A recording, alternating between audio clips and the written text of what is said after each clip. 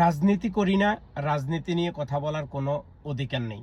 তবে যখন ভালো কিছু দেখি, যখন ভালো কিছু হয়, তখন কথা বলি।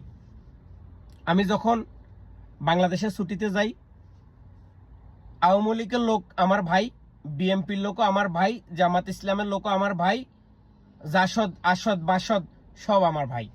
কি জন্য? আমি যখন সৌদি আরবে আসলাম 2008 সালে, তখন বিএনপি আমাকে 1 টাকা দেয় নাই। আমি যখন ছুটিতে যাই, আওয়ামী লীগ আমাকে 2 টাকা দেয় না। আমি যখন বাংলাদেশে একটা পাসপোর্ট করি, তখন জামাত ইসলাম আমাকে 2টা টাকা দেয় না। আমি আমার পরিবার, ফ্যামিলির টাকা খরচ করে এই বিদেশে আসছি। আমি অনেক পরিশ্রম করে আমার ফ্যামিলি টাকা চালাই। কিন্তু এই যে যারা রাজনীতি করে, দেখেন, এই রাজনীতি এমন একটা জিনিস, আপনাকে